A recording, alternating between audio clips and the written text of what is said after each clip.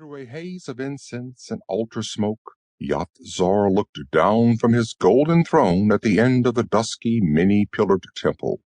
Yat-Zar was an idol of gigantic size and extraordinarily good workmanship.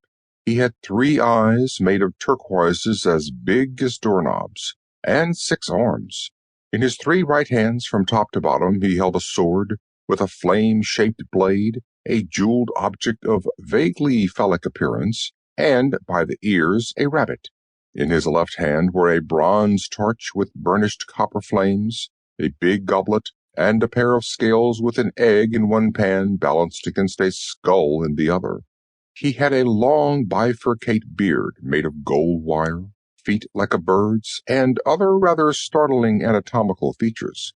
His throne was set upon a stone plinth about 20 feet high, into the front of which a doorway opened. Behind him was a wooden screen, elaborately gilded and painted. Directly in front of the idol, Ghulam the high priest knelt on a big blue and gold cushion.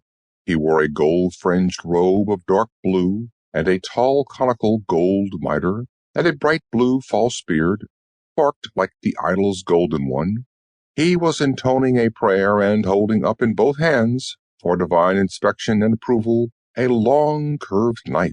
Behind him, about 30 feet away, stood a square stone altar, around which 4 of the lesser priests, in light blue robes with less gold fringe and dark blue false beards, were busy with the preliminaries to the sacrifice.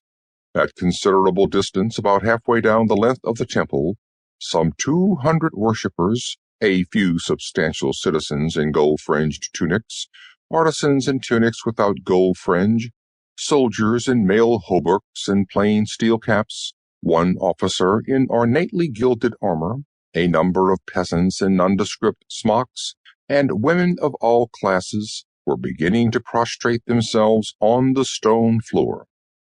Ghulam rose to his feet, bowing deeply to Yat-Zar and holding the knife extended in front of him, and backed away toward the altar. As he did, one of the lesser priests reached into a fringed and embroidered sack and pulled out a live rabbit, a big one, obviously of domestic breed, holding it by the ears while one of his fellows took it by the hind legs.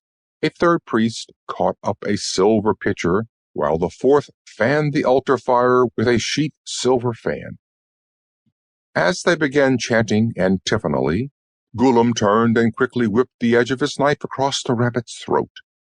The priest with the pitcher stepped in to catch the blood, and when the rabbit was bled, it was laid on the fire. Ghulam and his 4 assistants all shouted together, and the congregation shouted in response. The high priest waited as long as was decently necessary, and then, holding the knife in front of him, stepped around the prayer cushion and went through the door under the idol into the Holy of Holies.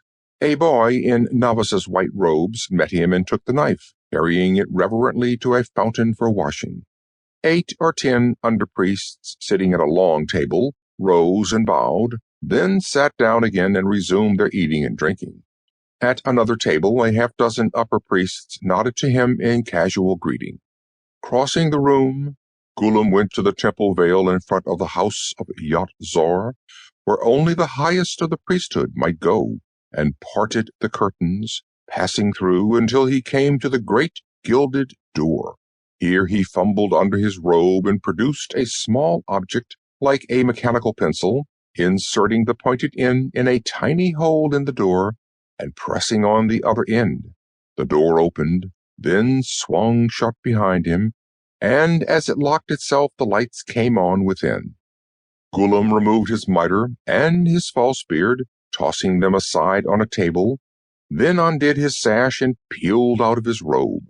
His regalia discarded, he stood for a moment in loose trousers and a soft white shirt, with a pistol-like weapon in a shoulder holster under his left arm.